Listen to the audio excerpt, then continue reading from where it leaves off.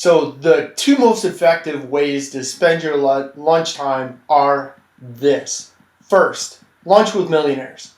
Even before I owned my own business and worked for myself, even when I was running my own business as a side hustle and working first time at a very young age, I made it a point to ask and invite people to lunch. Initially, they were my friends in different industries. Then as I started to build a Rolodex, if you will, I was asking other people that I worked with or done business with to go to lunch.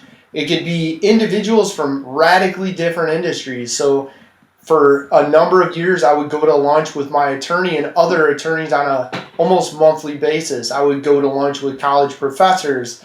I would go to lunch with heads of our local municipality and our city. Why? Because it's a great way to share ideas, exchange information, learn what other professionals are doing in their industries, and see what maybe I could teach them, what I could learn from them. And then also it's a great way to build a network so that when you do have needs or you need a resource, you've already got some existing relationships that you can lean on.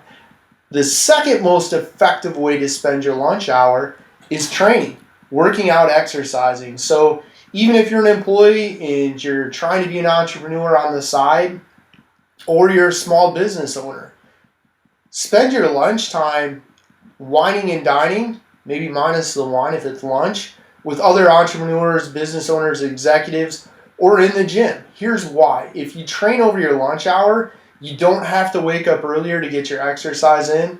You don't have to make time after work to get your exercise in.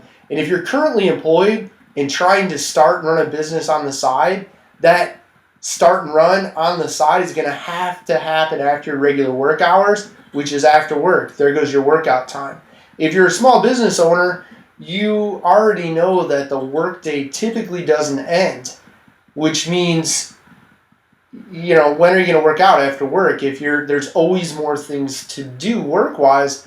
Plus, if you have a family or you plan to start a family, you doing your work, your full-time gig, your side hustle, or your side hustles become your full-time job, it's going to be really hard to squeeze time after work in. So lunch is a great time to get your training and exercise in. In fact, years ago, I owned a commercial health club, and I had a number of employers that we had corporate membership and training programs with.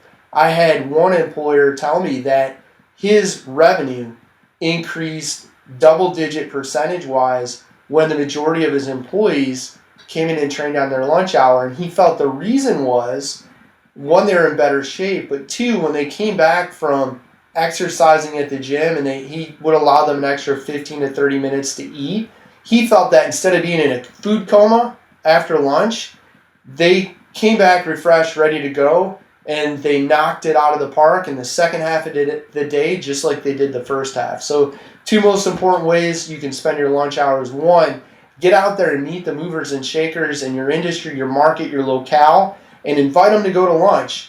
And then share ideas, share what best practices for you and learn what the best practices for them are. Network. Number two, leverage the time you have on your lunch hour to get your workout in. It prevents you from having to get up early or make time after an already long workday to get to the gym before you get home. So two great ways, probably the most effective ways that you can take full advantage of your lunchtime. Smallbusinesstogrow.com. Thanks for checking us out.